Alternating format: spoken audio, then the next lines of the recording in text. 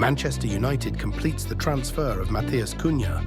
Carlo Ancelotti will coach the Brazil national team. Negotiations are already ongoing. Manchester City signs the most expensive goalkeeper in the world. All of this and more in today's episode. Hey everyone, welcome to our roundup of the top football news. Don't forget to hit that like button and subscribe to our channel. If you've already subscribed, let's get started. Manchester United is actively working on the transfer of Matheus Cunha, and the deal could be completed in the near future. According to the most influential insider in the world, Fabrizio Romano, the club plans to activate the buyout option of £62.5 million to strengthen the attacking line before the next season. Cunha is Wolverhampton's top scorer this season, having scored 15 goals in all competitions. His versatility allows him to play both as a forward and an attacking midfielder, which perfectly fits into Ruben Amorim's system. United has serious problems with converting chances, and Cunha could become a key player in solving this issue. The Brazilian is interested in the move and wants to take the next step in his career.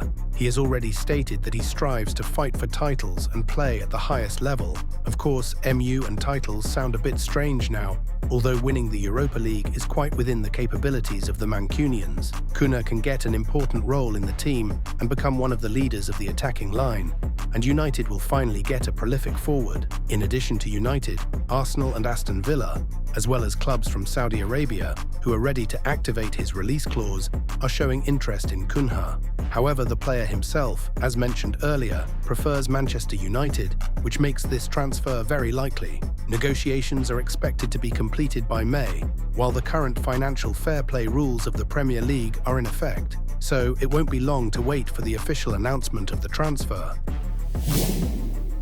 Carlo Ancelotti may leave Real Madrid in the near future, as the Brazilian Football Confederation is actively negotiating his appointment as the head coach of the national team. The Brazilians are offering Ancelotti a salary comparable to what he receives at Real Madrid, around €10 million per year. If the deal goes through, he will become one of the highest-paid national team coaches in the world. The contract envisages work until the end of the 2026 World Cup. Negotiations between the parties are in an active stage, and CBF representatives have even arrived in Madrid to speed up the process. A decision is expected by mid-June, as Brazil wants to have a new coach before the start of the Club World Cup. If Ancelotti agrees, it will be a historic step for him, as he will lead a national team for the first time. At the same time, Real Madrid is already in talks with Xabi Alonso from Bayer Leverkusen. The only question here is whether Ancelotti will work until the end of the season, or whether he will be dismissed immediately after the Spanish Cup final, which will take place this weekend.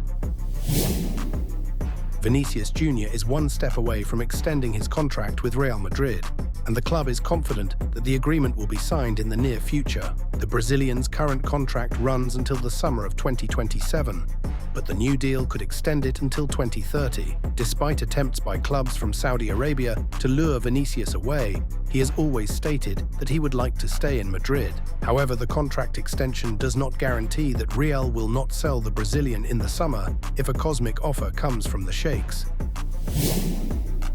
Postecoglou, the head coach of Tottenham Hotspur, is most likely to leave the club after the end of the season, regardless of the results in the Europa League. According to The Telegraph, the Spurs management has already made the decision not to extend cooperation with the Australian coach, even if the team wins the European trophy. In the Europa League semi-finals, Tottenham will meet Norwegian side Bodo Glimt, and if successful, will play in the final against the winner of the Athletic Bilbao, Manchester United tie. The final will take place at Athletic's home stadium in Bilbao.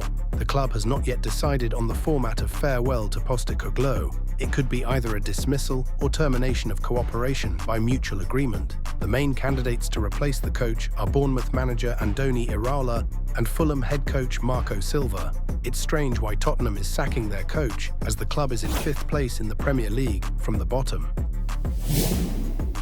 Diogo Costa, the goalkeeper of Portuguese club Porto, has agreed to join Manchester City during the summer transfer window. The deal became possible thanks to successful negotiations between representatives of the citizens and the players' agents, including the influential agent Jorge Mendes. Costa's contract includes a buyout clause of 75 million euros, which allows City to complete the transfer without the need to obtain consent from Porto. City's current number one, Ederson, is highly likely to leave the club after the end of the season, as several clubs from Saudi Arabia have already shown interest in the Brazilian. Costa, who has spent his entire career in the Porto system, is the best goalkeeper in the Portuguese Championship, so it is not surprising that City is buying him. At least one club from Manchester will have a great goalkeeper, not Onana. As for Andre Onana himself, the 29-year-old Manchester United goalkeeper has attracted the attention of several clubs from Saudi Arabia. According to the Mirror, the English club is ready to let the player go for £20 million, which is significantly less than his market value on the Transfermarkt portal, where it is estimated at €32 million. And I will remind you that the Red Devils acquired Onana from Inter for £50 million. This transfer could be beneficial for both sides. Manchester United will receive funds to strengthen the squad, and Onana will have a chance to continue his career in a new league, and then MU will be able to fight for titles.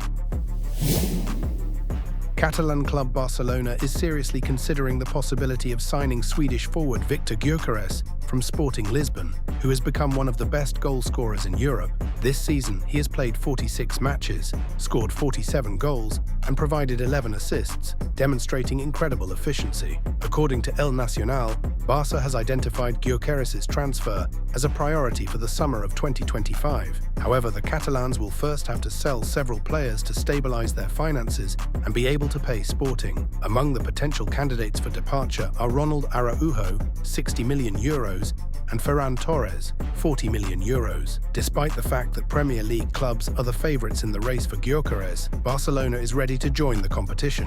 It was previously reported that the player himself has a desire to play for Arsenal, but the Catalans hope to convince him of the advantages of moving to La Liga. This transfer could be an important step for Barca, as Gyökeres looks like the ideal successor to Robert Lewandowski.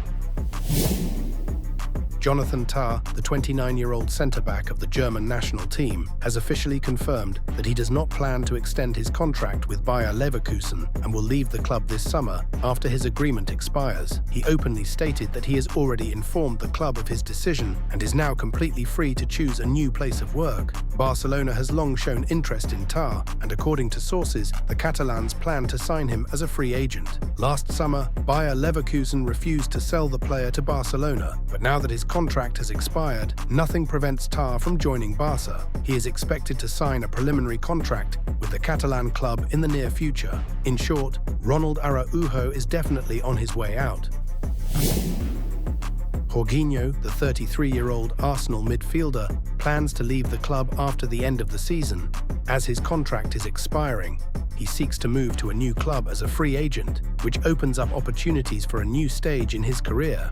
According to Fabrizio Romano, Flamengo has already contacted the player regarding a possible move, which could mean Jorginho's return to Brazilian football. There is also interest from Al Nassr of Saudi Arabia, but negotiations are not yet underway. A move to Flamengo could be a logical step, as he will get more playing time and the opportunity to play in his home country. Saudi Arabia, although offering financially attractive terms, is not yet a priority option for the player. That's it for now. Don't forget to like, subscribe, and share this video. Keep watching for more football action and have a wonderful day.